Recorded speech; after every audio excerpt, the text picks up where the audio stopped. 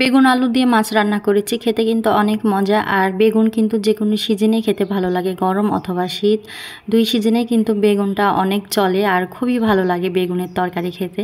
তো এখানে আমি বেগুন সবজি সব কিছু নিয়ে নিয়েছি, এখন কাটা বাছা করে নিব। আর সাথে আমি ফুলকপিও ভাজি করব। তো ফাইনালি আমি কাটা বাছা করে নিয়েছি, এখন রান্না করে নিব। তো যেহেতু এটা কালকের ভিডিও, কালকে করেছিলাম, তো দেওয়াটা সম্ভব হয়নি, সেজন্য আর কি শেয়ার করতে পারিনি, আজকে শেয়ার করছি আপনাদের মাঝে।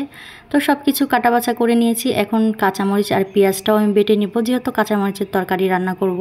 শিলপাটাতে আমি ভালো করে বেটে নিচ্ছি, আর টাটকা মশলার তরকারি খেতে কিন্তু আরও বেশি ভালো লাগে। তো ফাইনালি আমার বাটাও হয়ে গেছে, এখন চুলো ধরিয়ে দিয়েছি আর সাথে তেল দিয়ে দিলাম। তারপরে একে একে আমি মশলাগুলো দিয়ে দিব। বেটে রাখা কাঁচামরিচ আর পেঁয়াজটা আমি দিয়ে দিলাম, আর সাথে দিয়ে দিলাম পরিমাণ মতো আদা রসুন, আর সাথে দিয়ে দিয়েছি হলুদের গুঁড়ো আর লবণ পরিমাণ মতো দিয়ে দিয়েছি। এখন ভালো করে আমি নাড়াচাড়া করে নিব। তারপরে আগে থেকে তো কেটে রেখেছিলাম, সেগুলোও ধুয়ে ভালো করে পরিষ্কার করে রেখেছিলাম। এখন বেগুন আলুগুলোও আমি দিয়ে দিলাম, দিয়ে ভালো করে এখন মিশিয়ে নিব, দিয়ে একটু কষিয়ে নিব। তো সামান্য পরিমাণ পানি দিয়ে দিলাম। সবজিগুলো প্রায় আমার কষানো হয়ে গেছে, এখন ভালো করে একটু নাড়াচাড়া করে নিব।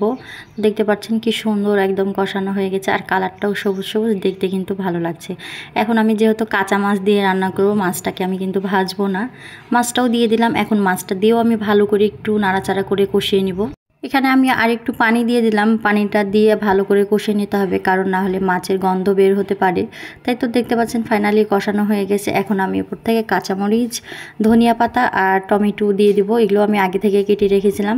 তো শীতের সময় ধনিয়া পাতা তরকারিতে না দিলে কিন্তু ভালোই লাগে না। টমেটো আর ধনিয়া পাতা খেতে কিন্তু আমার অনেক ভালো লাগে, প্রায় সবারই ভালো লাগে, আবার অনেকেই আছে কিন্তু খায় না। এখন পরিমাণ মতো পানি দিয়ে দেবো, পানি দিয়ে বলক উঠে আসলে কিন্তু আমার রেডি হয়ে যাবে আজকের রান্না।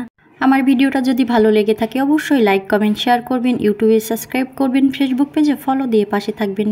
তো ফাইনালি আমার রান্না রেডি, আমি জিরের গুঁড়ো দিয়ে দিলাম, এখন আমি নামিয়ে নিব। তো খেতে কিন্তু আসলে অনেক মজা হয়েছে, আর যেহেতু একদম বাটা মশলা দিয়ে রান্না করেছি আরও স্বাদটা দ্বিগুণ বেড়ে গেছে। খেতে আসলে অনেক ভালো হয়েছে, আপনাদের ভাইয়া কিন্তু অনেক পছন্দ করে কাঁচামরিচের তরকারি খেতে। তো এখন আমি একটা বাটিতে ঢেলে নিব। সবাই ভালো থাকবেন, সুস্থ থাকবেন, আমার পাশে থাকবেন, বেশি বেশি লাইক কমেন্ট শেয়ার করবেন। আজকে এই পর্যন্তই, নেক্সট টাইম অন্য কোনো ভিডিও নিয়ে হাজির হয়ে যাব। আল্লাহ হাফিজ।